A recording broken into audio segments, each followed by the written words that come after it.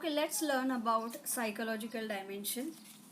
See, what we have seen, once we achieve the national integration, national unity, then automatically the people, they will get a feeling that we all are one. The unitedness, oneness feeling, emotions will be there in the minds of people. Means we all are Indians. See, through the national anthem, through the national emblem, national board, national animal, what we are displaying, what we are denoting, that we all are one, we all are Indian citizens. That oneness, emotion, oneness feeling is known as the known as the psychological dimension. So what has been mentioned here, the national freedom movement played an important role in bringing the Indians together politically, emotionally, into a common framework of political identity and loyalty. See, why we wanted freedom, why a particular country or individuals they want freedom, for their we can say they can live their life easily. They can live their life with their own opinions, with their own laws, with their own rules and regulations. And that is why country or the people, they want independence. Fine. So here the freedom movements, they lead the common citizens towards the national integration, towards the unity, because they were all were taking efforts for the independence only. See, after independence, the British rule has been totally rooted by our freedom strugglers. Okay, so before that, before independence, the Britishers, they were ruling our country, but after independence, we people, with the help of democratic value, we have started uh, running our government smoothly, and that is known as the psychological dimension. We have got that satisfaction that we all Indians are together, we can run our country by our own people only. Okay, so how we can maintain, how we can conserve that psychological integration? Through the national songs, Vande Mataram, then national anthem, that is Jana Gana Mana. We have our national flag, we have the national emblem also, that four-headed lion, that is the national emblem of our country. Then national bird, peacock is our national bird, national animal, and so on. See, why we have decided all the national things? Because to uh, present ourselves, present our country in front of other countries as a united nation, and that is known as psychological dimension of the government. Okay, fine. uh, I hope that you all have understood the structural dimensions, psychological dimensions. If you have any doubt, you can comment me in the comment box. And in the next lecture, we are going to learn the challenges in front of us, in front of our country. Okay, students, bye bye. Have a nice day. Bye bye. Good morning, students. Myself, Deepali Harchande. I welcome you all for the political science new session. Today we are going to start with the seventh part of lesson number 4. Already we have started lesson number 4, and sixth part of this lesson I have uploaded on YouTube. If you want to take reference, go to the YouTube and download my videos and subscribe it, so you will get all the notifications of my videos. So in the last, means in the sixth part of political science, we have studied about the structural dimensions and psychological dimensions. In this lecture, we are going to start with the challenges in front of India. Means after independence, what were the challenges, how the challenges were overcome by Indian government, all that things we are going to learn in this session. Very first challenge was the integration of princely states into the Indian Union. This is the first challenge. You can see, to know about this challenge, you have to know, or you should know about, what does it mean by princely states. So princely states means, we just see the definition. A princely states, also called native states, feudatory states or Indian state, was a vassal state under a local or indigenous or regional ruler in a subsidiary alliance with the British Raj. Okay, another definition we can see: provinces were British territories directly administered by the colonial government of British India. Princely states were states with native rulers which had entered into treaty relations with British. Means what? Princely states, obviously they are ruling under the control of local ruler, or we can say the native ruler. The native ruler, they are ruling the territory, but they had, or they have to, they must to sign a treaty with British India, and after that treaty only the native rulers, they could rule the province or the states which has been uh, given by the Britishers, or which has been already ruled by a particular ruler. That responsibility has been provided by the Britishers to that native ruler. Hindi में हम ऐसा बोल सकते हैं कि जो native ruler है उनको ब्रिटिशर्स के साथ एक ट्रीटी साइन करना होता है, और वो ट्रीटी साइन करने के बाद ही ब्रिटिशर्स ने परमिशन दिया वो नेटिव रूलर्स के लिए, जो राज्य करता है, शासन करता है, उसको वहाँ पे रूल और शासन करने की परमिशन ब्रिटिशर्स ने दी गई है. अब इसमें क्या है, ट्रीटी में नॉर्मली क्या रहता था कि the britishers, they will provide pension to that ruler. Okay, so like salary, the rulers, they were getting salary or pension by Britishers, and just they are nominal head of that princely state, but the whole administration, the taxation and other things were under the control of Britishers. So that is known as princely states. And the very first challenge was in front of India, that we wanted to merge the princely states in the Indian Union, or we wanted, means our leaders, they wanted the princely states merge into the Indian government, under the Indian government rule.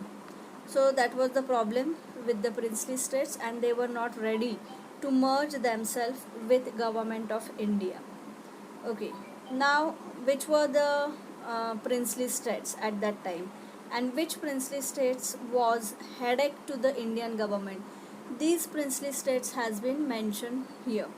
Very first, Jammu and Kashmir, then Hyderabad, Junagadh and northeast Nagaland.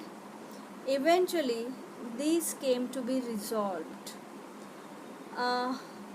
As well as after the independence, there were 565 princely states in India.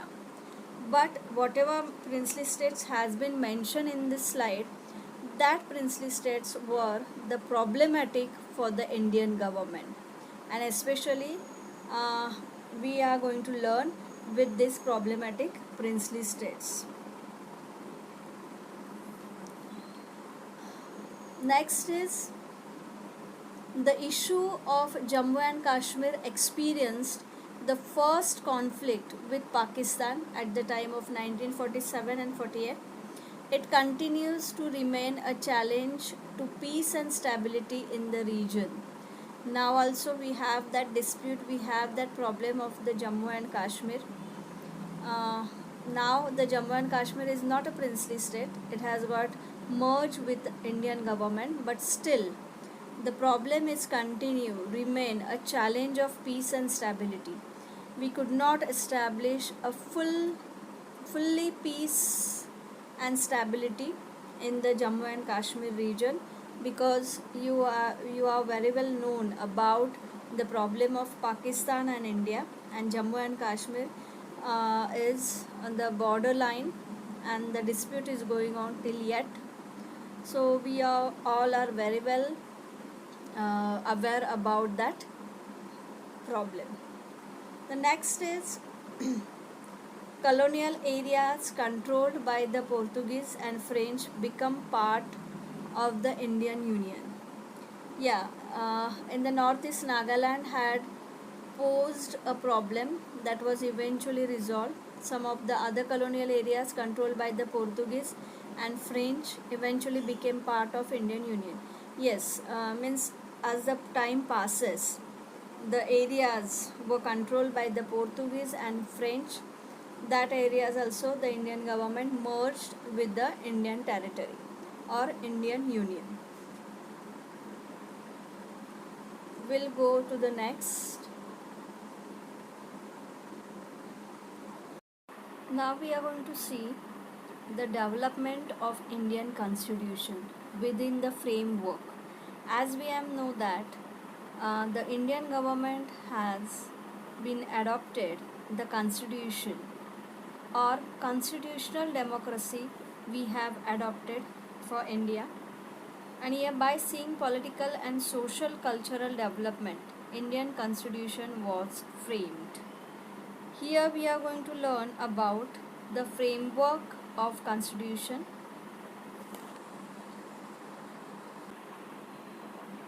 The Indian Constitution recognized the diversity of India in terms of regions and language, and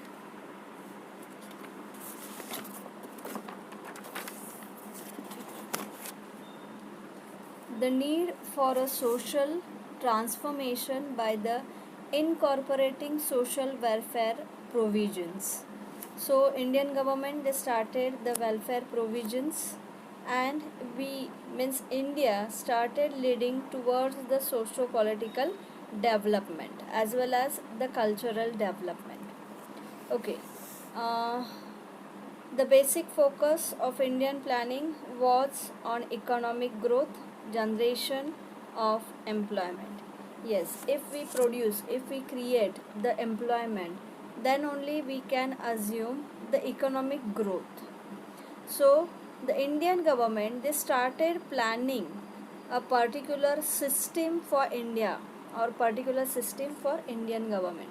So, we have learned about 5-year planning. Every government means after election, every government they get 5 years to prove themselves, as well as they are getting 5 years tenure to implement their own ideas, to implement their own system. And this system, these ideas has been implemented, or it is must to implement within 5 years. And that is why the 5 years plan has been started in India. That 5-year planning we have learned in the third lesson also.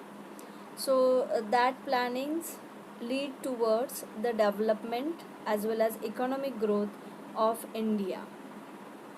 Then the government of India provide opportunities and removal of poverty, means as I told you that various system has been started implementing by a particular government, and they were focusing to eradicate or to remove the poverty from India. One more thing we have learned in third lesson, that today the Niti Aayog has replaced the Planning Commission. We'll see what is Niti Aayog. What we have learned in the third lesson, the Niti Aayog is a policy think tank of the Government of India, established with the aim of achieve sustainable development goals with cooperative federalism by fostering the involvement of state governments of India in the economic policy making process using a bottom up approach. Means in the third lesson, what we have seen, uh, we want a sustainable development of our country. Sustainable means permanent development, and for that purpose, Government of India has started new program. It was a Niti Aayog program, and that program is replaced by the name of Planning Commission. अभी इसका नाम क्या है? Planning Commission है. So ये क्या हुआ? After independence, the constitution, they have started implementing various programs. They started implementing various systems to lead our country towards progress and development. So after that, what has happened? The Nehru era of Indian politics ended with Lal Bahadur Shastri taking over the premiership.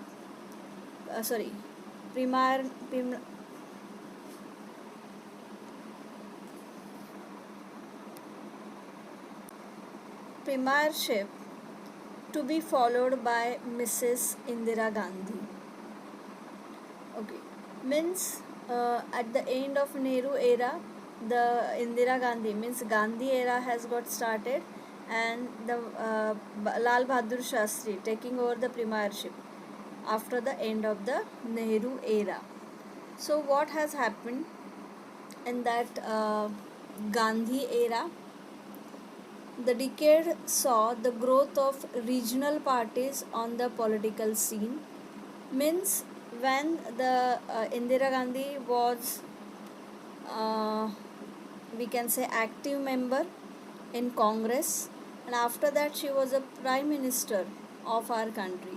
So within that period, within that decade, there were lots of parties emerged, regional parties, we can say. For example, in regional party, we can take example of Manase, Rashtravadi Congress.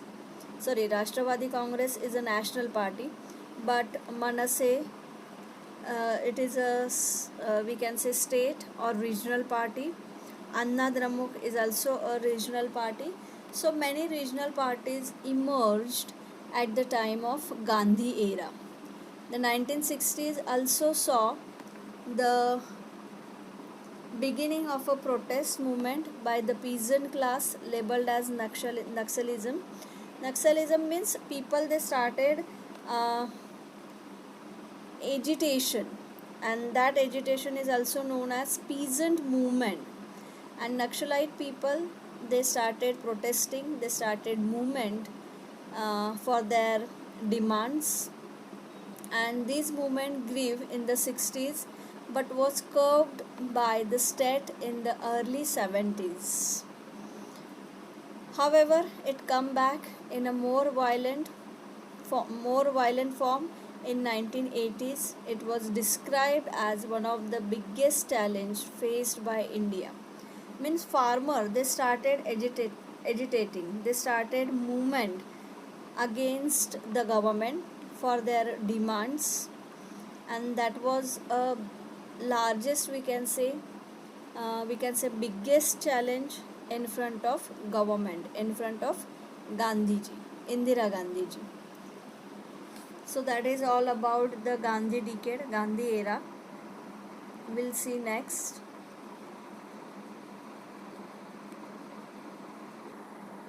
Here you can see the picture of Niti Aayog, the symbol of Niti Aayog.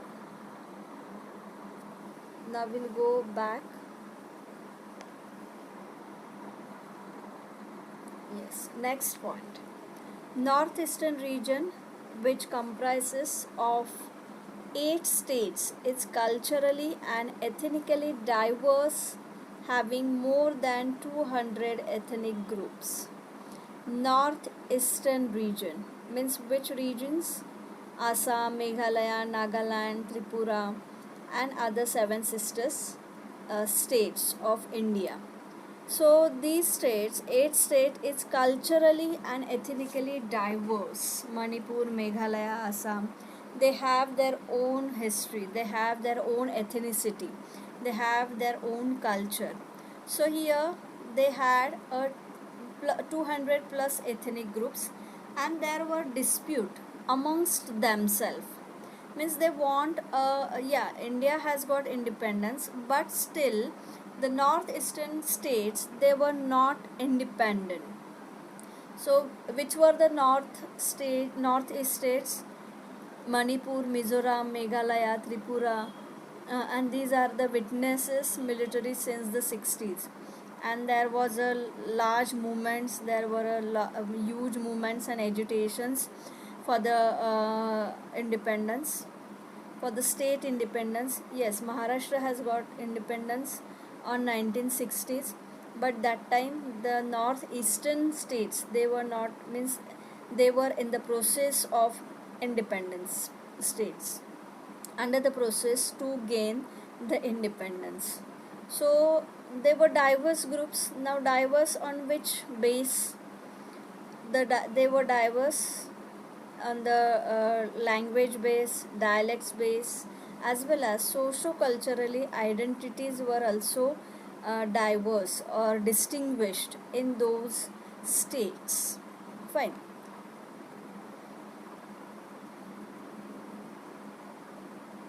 Then 200 ethnic groups which have a distinct languages, dialects and socio-cultural identities. The maintenance of peace and stability and ensure the implementation of economic and industrial development has been a challenge for the Indian political system. As we have seen, they have a diverse, they have a distinguished identities, and to club them, to make them together with the Indian government, it was the biggest, we can say, task in front of our Indian government. And the Indian government was successfully, uh, we can say, they successfully merged all these states in the United Territories, we can see. Okay. Then the next this problem was to maintain peace and stability and ensuring the implementation of economic and industrial development has been a challenge for the Indian political system. Again the same thing, industrial development should be there. We need to develop various, we need to implement various programs, systems of government. So it was a big task, it was a big challenge in front of our Indian government, and they have successfully gained that, they have successfully achieved that, uh, achieve that goal, we can say, or aim which they have decided. Finally we have achieved. And if uh, when Mizoram, Meghalaya, Tripura, Manipur, once they get independence, then at least we could maintain stability and peace in our country, within the boundary of country. So conflicts were totally eradicated by Indian government, and we were progressing towards the nationalism, we were progressing towards the national integration. Now next point is Nagaland have been seen a state conflict since Indian independence. Tripura have witnessed militancy since the 16s, means since the 1960, the Tripura and Manipur, even Nagaland, they were the witnesses of the Naxalite movements. Even in Assam, the problem was about lack of development of the region, with its resources being diverted elsewhere. Means we had the natural resources in Assam, but it was totally diverted somewhere else. The Assam oil blockade was one of the first agitation that focused on the demand for economic development of the region. As we have seen that the Assam, they had oil field or blockades, and it was a resource, we can say, the resources were available in Assam, and that time the people, they because of not merging, because of not considering Assam as a separate state, as a independent state, the people, those who were living there, they started agitation, and they focused on the demand for economic development of the region. Later, the Jharkhand agitation followed the same uh, logic. Means like Assam, the Jharkhand also, they wanted to separate themselves. They wanted an independent state, and they also used the same formula for the independence, and they also started agitations. The next point is 1970s emergency. In India, the emergency refers to a 21 months period from 1975 to 1977 when Prime Minister of India was Indira Gandhi, had a state of emergency declared across the country. The emergency is one of the most controversial periods of independent India's history.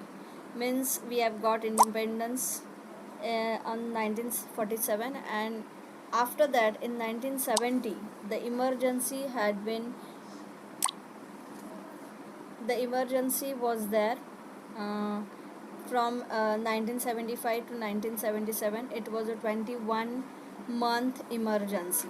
Actually, it was the biggest period of time where the emergency was implemented, or emergency was proclaimed by Indira Gandhi ji. And that time the unrest period was there. It was known as unrest period. People, they could not draw any conclusion of that imposed emergency.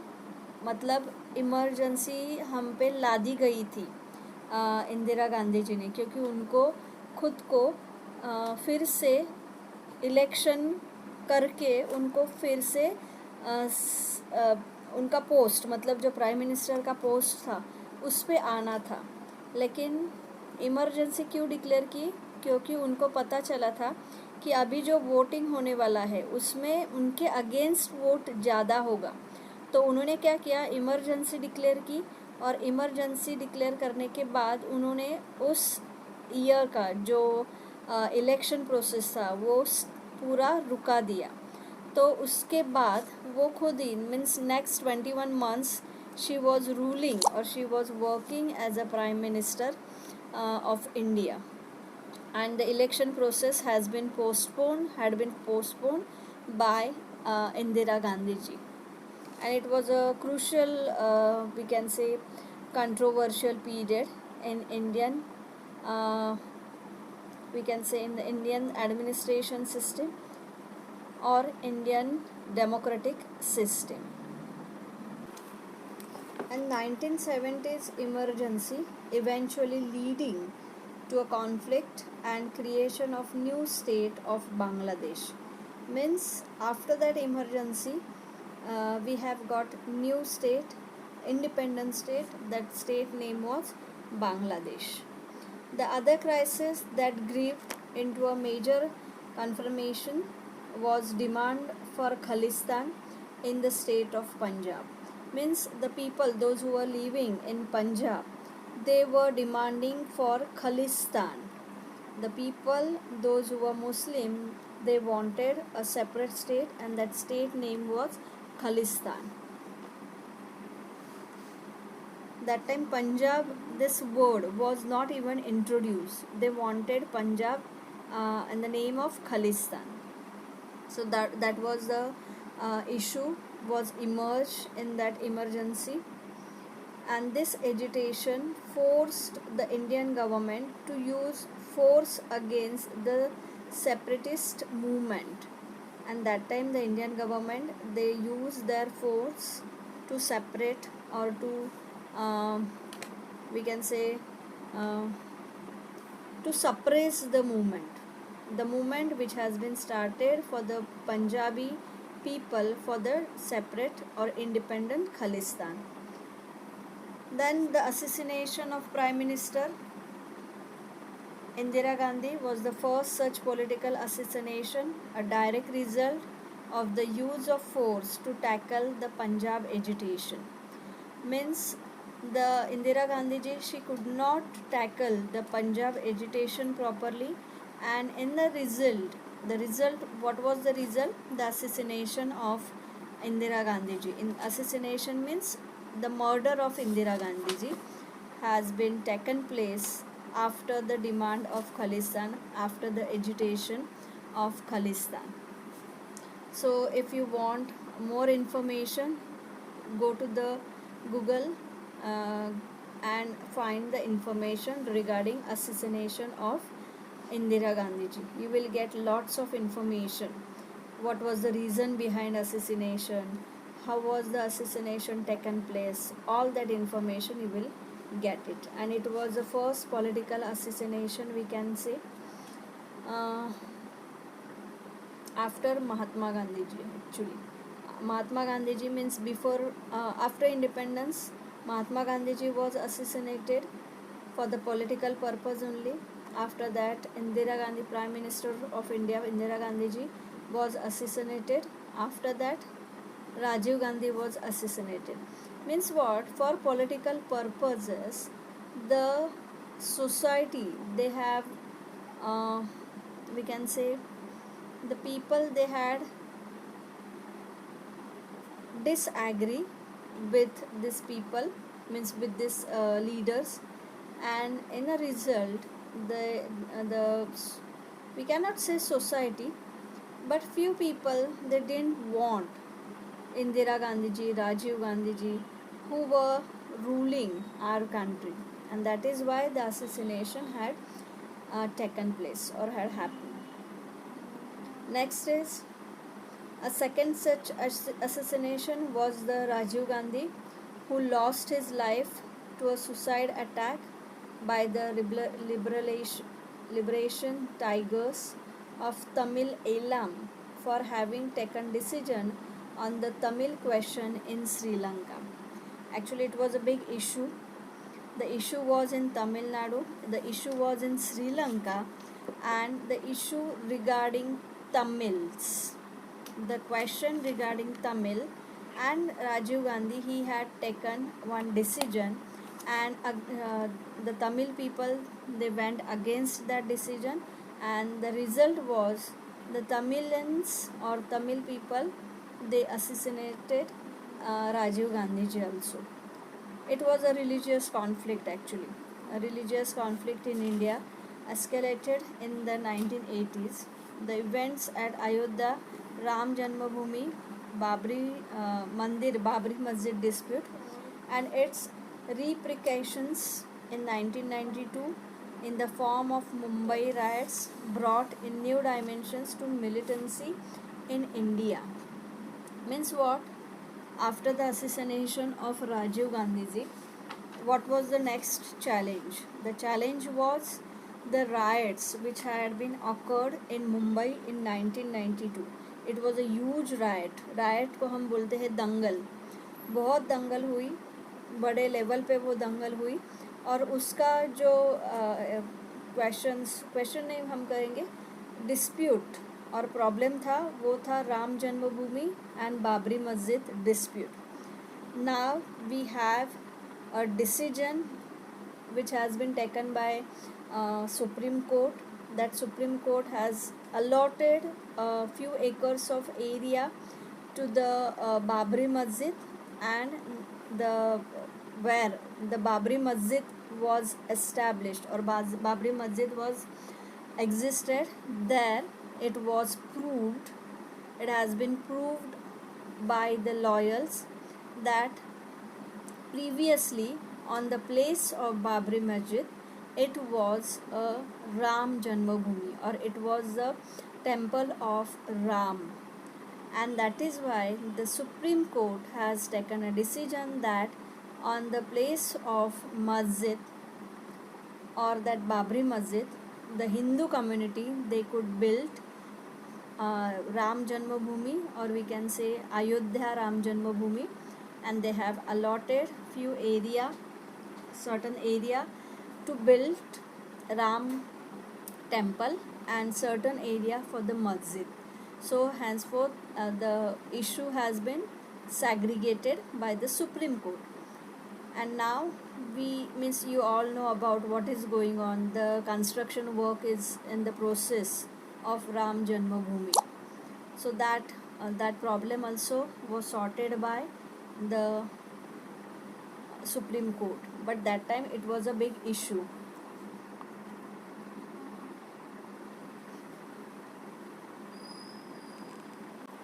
After Ram Janmabhoomi and Babri Masjid, what was the next issue? Again, the same issue of the Jammu and Kashmir dispute, Jammu and Kashmir problem. Means in 1980 and 1990s, again the same problem brought in front of our country. The agitation saw a change in the nature of militancy that shifted from state-centric terrorist activity to a modern abstract terrorist struggle. Means yes, the